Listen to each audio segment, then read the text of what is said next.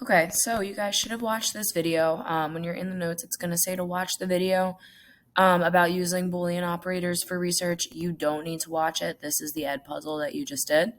So everything that we're going to be going over in these notes, we've already covered. So you can ignore the part about watching the video. And as you watch the video, complete the notes. You are going to complete the notes with me. We're going to go through them like we would as if I was here. Okay, so right now the materials that you need on your desk, you should have a pencil and the notes, and that's it. So I know they are showing anything in red you're going to write down, but try and stay with me the best that you can to kind of understand these a little bit better. So Boolean operators are something that you guys use every day. They just have names for it. So we're so used to doing Google searches with Boolean operators to help us get the best research and the best information that we can find. So we have questions. You can use Boolean operators to help narrow or broaden your search results. Okay, so whatever is in red, write down. If I am going too fast, you can always pause it and come back to it. But right now you're filling out narrow and broaden on your search or on your lines. Number 2, Boolean searching. These 3 words or operators act as commands. So like we read in the story, they're called operators, but they're also just words. So these words are and, or, and not. So make sure you have that written on the line. These words tell the computer to do specific things with your keywords. Okay, so let's break this down a little bit and see how each word is used. So we're going to start with and. Using and between 2 keywords tells the computer that every result search must include both words. So if you look up Philadelphia and Eagles, a lot of your results are going to be about the Philadelphia Eagles because it's going to include Philadelphia and Eagles. Okay? So you're gonna get information about Philadelphia, you're gonna get information about Eagles. Now, if you want the Philadelphia Eagles football team, you would just type in Philadelphia and Eagles and football team. Okay?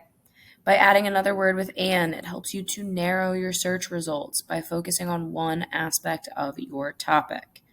So that way, if you're searching up 2 words, you want to use and, it helps you get better results towards that one subject. It's narrowing it down.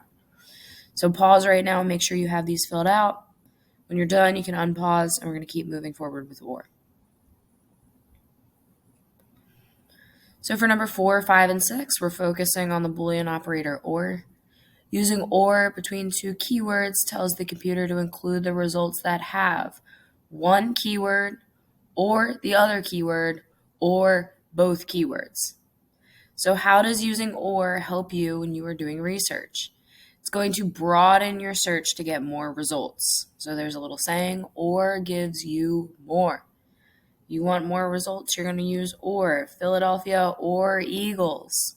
That's going to pull up information about the city. It's going to pull up information about eagles, the birds. So it's kind of broadening it out a little bit for you. Number 6, and or are basically opposites. Okay?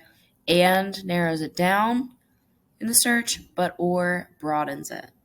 So again, I know I went a little bit fast, but pause it. Make sure you fill out all of the words that I haven't read on your paper. Then the last one that we have is using not. Using not between 2 keywords tells the computer that you want one keyword in your search, but not the other keyword. This helps you when doing a search when your keyword has multiple meanings. So you might be, I'm trying to think of something off the top of my head and I'm blanking. But if one of your words has multiple meanings, it means 2 different things, and you only want one of them, you would put the not in there. Number 8, using the Boolean operator not will help narrow your search by eliminating the search results that you do not want.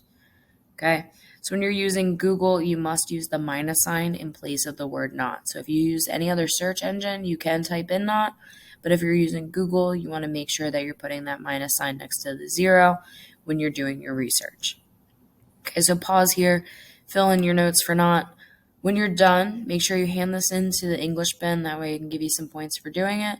Once you're done this, if you did not finish the no red ink lesson from yesterday,